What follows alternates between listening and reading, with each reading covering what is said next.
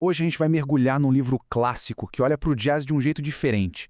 Não só como música, mas como uma verdadeira janela para a gente entender a sociedade, sabe? As tensões de raça, de classe e o que significava ser moderno. E olha, tudo começa com um grande mistério.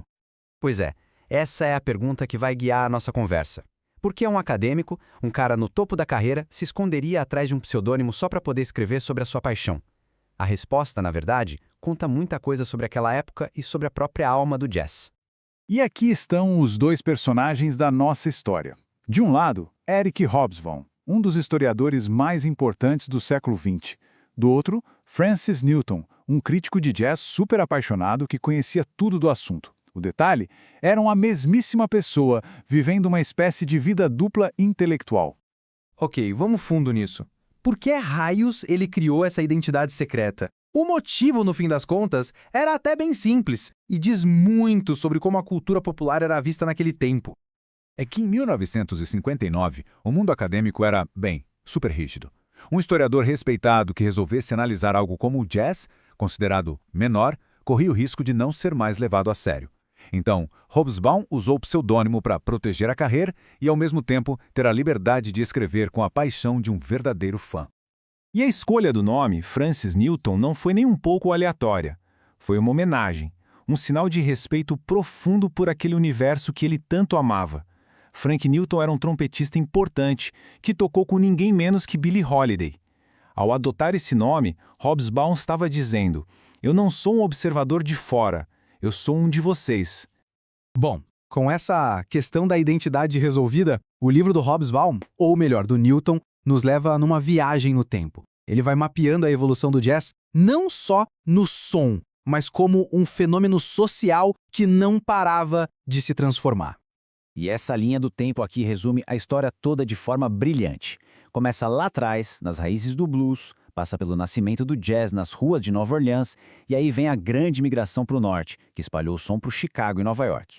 Depois, a era do swing, o auge, quando o jazz era a música pop, tocando em todos os rádios.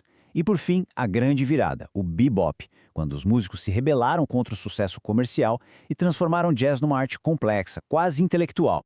Mas a análise do Hobsbawm vai muito além de uma simples cronologia. O ponto central do livro, o que faz ele ser tão especial, é entender o jazz como uma resposta, uma música que nasceu como uma missão.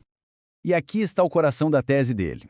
Para o Hobsbawm, o jazz foi a trilha sonora da grande migração, naquele momento em que milhões de afro-americanos saíram do sul rural em direção às cidades industriais do norte. A música era a forma de processar essa mudança gigantesca, de criar comunidade e de afirmar uma identidade num mundo que era muito hostil. Essa tabela aqui detalha os dois pilares dessa análise. Primeiro, a questão racial. Hobsbawm aponta um padrão que infelizmente se repetia. A inovação, a criatividade vinha quase sempre dos músicos negros. Mas o grande dinheiro e a fama muitas vezes iam para músicos brancos que apresentavam versões mais, digamos, palatáveis do estilo. E em segundo lugar, a questão do trabalho.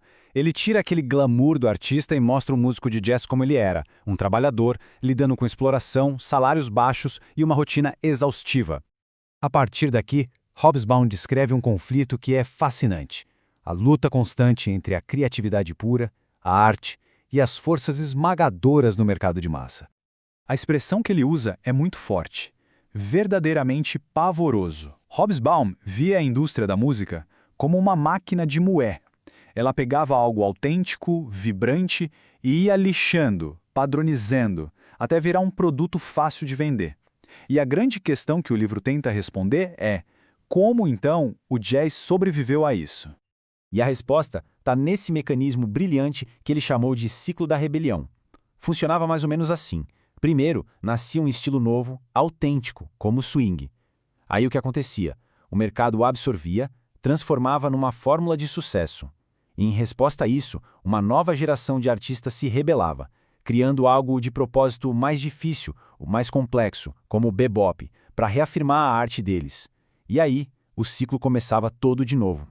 Então, no fim das contas, depois de toda essa viagem pela história e pela sociedade, o que é que fica? Qual é, segundo Hobsbawm, a essência, o verdadeiro DNA do jazz? Ele resume tudo em 3 elementos que são fundamentais. Primeiro, a improvisação. Essa liberdade de criar na hora, no calor do momento, é a alma do jazz. Segundo, o blues. É a fundação, a base emocional e a estrutura que está sempre lá, não importa o estilo. E por fim, o hibridismo. Essa mistura única de tradições musicais da África com os instrumentos e as harmonias da Europa. E a conclusão do Hobsbawm é que o jazz, que nasceu de uma experiência tão específica de uma minoria nos Estados Unidos, acabou se tornando algo muito, muito maior. Ele virou uma linguagem universal. Virou o som da cidade, da velocidade, da complexidade do século XX. E a gente termina com essa citação poderosa do próprio Hobsbawm, agora, claro, assinando com seu nome verdadeiro. Ele nos deixa com a ideia de que estudar jazz não é só sobre música. É sobre entender uma das grandes conquistas culturais da humanidade e, no fundo, um espelho da nossa própria sociedade. Uma bela reflexão para se ter em mente da próxima vez que um solo de saxofone começar a tocar.